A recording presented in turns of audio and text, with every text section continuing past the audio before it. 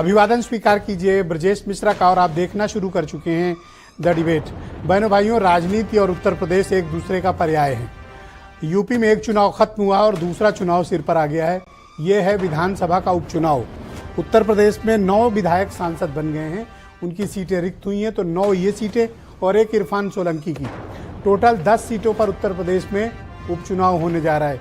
10 सीटें कोई मामूली नहीं होती, बहुत अधिक होती हैं। ये अगर बीजेपी की तरफ गई तो क्या होगा, और सपा अगर सब सीट कब्जा कर ली तो फिर बीजेपी का क्या होगा। अभी के जो ताज़ा मैंडेट आए हैं वो बीजेपी की हालत पतली है।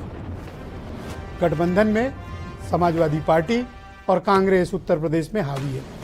बीजेपी की बुरी तरह से हार हुई है, उसको बहुत अपनी सीटें गंवानी पड़ी और सर्वाधिक नुकसान जो हुआ है वो भारतीय जनता पार्टी का और बहुजन समाज पार्टी का हुआ है, जो दोनों अपने 9% वोट शेयर खो चुके हैं। बढ़ा कौन? 18% से 33 पहुंच गई समाजवादी पार्टी और 6% से सीधे जंप करके तीसरे नंबर की पार्टी बन गई कांग्रेस 9.7% वोट के साथ। बहन भाइयों, क्या उत्तर प्रदेश का ये मैंडेट आगे कंटिन्यू रहेगा? हम आज चर्चा इसी विषय पर करेंगे। बहन भाइयों, आज हम जिस विषय को लेकर डिबेट में आए हैं उससे पहले की एक धमाकेदार खबर है। राहुल गांधी रायबरेली के मेंबर ऑफ पार्लियामेंट बने रहेंगे। वो वायनाड सीट छोड़ दी है उन्होंने। वायनाड सीट से राहुल गांधी ने इस्तीफा दे दिया है और अब परमानेंट वो रायबरेली की राजनीति करेंगे। राहुल गांधी रायबरेली को स्थायी सांसद प्राप्त हो गया गांधी फैमिली से। तो राहुल के रायबरेली से रहने का तात्पर्य क्या है? बहनों भाइयों, राहुल अकेले रायबरेली में नहीं है, वो अमेठी भी कवर करेंगे। भले टेक्निकली वो एक सीट से हों, पर बेसिकली वो रिप्रेजेंट 2 सीट करेंगे, रायबरेली और अमेठी। और उनके रहने मात्र से कांग्रेसियों को उत्साह बढ़ा रहेगा।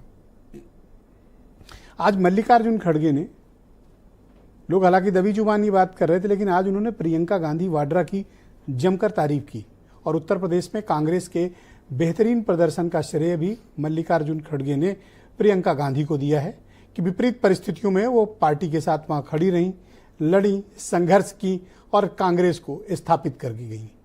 अब प्रियंका गांधी वायनाड की तरफ रुख कर रही हैं, लेकिन उत्तर प्रदेश से क्या इनका जुड़ाव बना रहेगा, ये भी एक बड़ा प्रश्न है। तो अब जब गांधी फैमिली का फोकस राहुल गांधी का उत्तर भारत में रायबरेली की सीट पर है, तब क्या आने वाले वक्त में कांग्रेस इस इलाके में अपनी पकड़ को और मजबूत कर पाएगी और इसका प्रभाव कांग्रेस पर क्या पड़ेगा, ये भी आज हमारी चर्चा का एक हिस्सा रहेगा। लेकिन मुख्य मुद्दा है हमारा उत्तर प्रदेश की रिक्त हुई 10 सीटें विधानसभा की। आज नहीं तो कल चुनाव आयोग को यहाँ पर सीटें घोषित करनी पड़ेंगी। बाई इलेक्शंस यहाँ पर होंगे और अगर होंगे तो उसका परिणाम क्या होगा। ताज़ा मैंडेट बहनों भाइयों भारतीय जनता पार्टी के लिए ठीक नहीं है। बीजेपी हारते ही उनके यहाँ सिर्फ उटौवल भी शुरू हो गई, एक दूसरे पर आरोप प्रत्यारोप भी शुरू हो गए हैं। लेकिन बीजेपी ने अभी कोई हाई प्रोफाइल रिव्यू नहीं किया, समीक्षा नहीं की कि आखिर इस तरह की उसकी हार के कारण क्या हैं। बहनों भाइयों, नुकसान भारतीय जनता पार्टी के किसी एक इलाके में नहीं, बल्कि उत्तर प्रदेश के हर इलाके में बीजेपी को बहुत बड़े नुकसान का सामना करना पड़ा है। वो इलाका है पश्चिम उत्तर प्रदेश, जहां पर भारतीय जनता पार्टी ने बड़ी किलेबंदी करके अपनी ताकत जमा कर ली थी। वो एरिया उन्हें बुरी तरह से हारना पड़ा। फिर आप चलिए एकदम ईस्टर्न उत्तर प्रदेश, पूर्वी उत्तर प्रदेश, रॉबर्ट्सगंज से हार शुरू हुई है बीजेपी की, वो जाके थमी है नेपाल बॉर्डर पे लखीमपुर खीरी में। बीच की सीटों में प्रधानमंत्री की सीट, भदोही की सीट, फूलपुर की सीट केवल जीत पाई बीजेपी, वरना बीजेपी का सफाया। और अगला चरण, अगला कहां बीजेपी टिक पाई?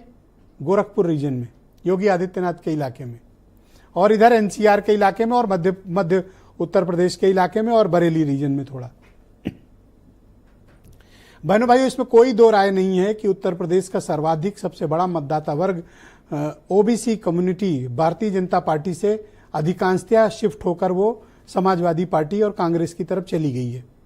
अब बीजेपी के सामने इसी बात की चुनौती है कि इन्हें वापस कैसे लाएं, और आप ही को ये वोट शेयर में रिफ्लेक्ट दिखेगा। बस सिंपल सा आपको डेटा उठाना और ये देख लेना है। डेटा ये उठाना है कि बीजेपी पिछली बार कितने प्रतिशत पे थी? 50% वोट शेयर था बीजेपी का, मोर देन 50। अभी बीजेपी आके कहाँ रुकी है? 41% पे। नुकसान कितना हुआ? 9% से अधिक वोटों का। किसका? बीजेपी का हुआ। दूसरा बड़ा नुकसान किसका हुआ, यानी जो शेड्यूल्ड कास्ट कम्युनिटी के वोट थे वो कहां गए। बीएसपी जब समाजवादी पार्टी के साथ 2019 लड़ी थी, उनका वोट शेयर था 19%, 19। अभी कितना रह गया है, 9.46। नुकसान कितना हुआ, तकरीबन 10% वोट का। किसका, बीएसपी का। 10 इनका गया और बीजेपी का कितना गया, 9% से ऊपर। टोटल 19% का ये वोट शेयर दोनों पार्टियों से निकल गया। कहाँ गया, ये समाजवादी पार्टी में गया, और जहां जहां कांग्रेस लड़ रही थी वहां भी गया, वो कांग्रेस को मिला। ये किसके वोट थे, ये नान यादव ओबीसी वोट थे। ये किसके वोट थे, ये नान जाटव शेड्यूल्ड कास्ट कम्युनिटी के वोट थे। और कई जगहों पर जाटव कम्युनिटी यानी शेड्यूल्ड कास्ट की जाटव कम्युनिटी ने भी भारतीय जनता पार्टी के खिलाफ वोट किया।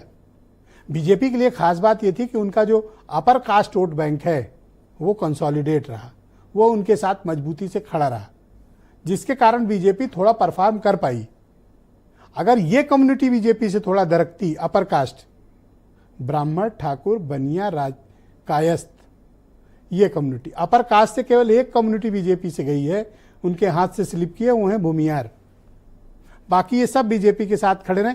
सीटवार अलग विषय हो सकता है कि बांदा में मयंक द्विवेदी को दे दिए, बलिया में थोड़ा सनातन पांडे को मिल गया हो, इस तरह कुछ अलग अलग हुआ हो। लखीमपुर खीरी में धौरारा में अवस्थी को मिल गया वोट, श्याम किशोर अवस्थी को। ये अलग सीट के अलग अलग इक्वेशंस रहे हैं, लेकिन मेजॉरिटी में अपर कास्ट कम्युनिटी ने वोट किया है बीजेपी को, और मेजॉरिटी में वोट किया है ओबीसी कम्युनिटी ने सपा और कांग्रेस को।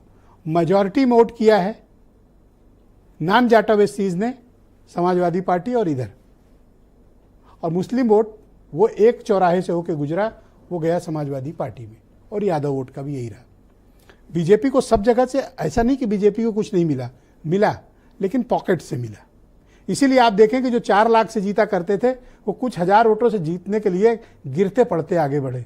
उदाहरण के तौर पर लखनऊ के बगल में उन्नाव जैसी सीट देख लीजिए, आप गाजियाबाद की सीट देख लीजिए, खुद प्राइम मिनिस्टर की सीट देख लीजिए, खुद लखनऊ में राजनाथ की सिंह की सीट देख लीजिए।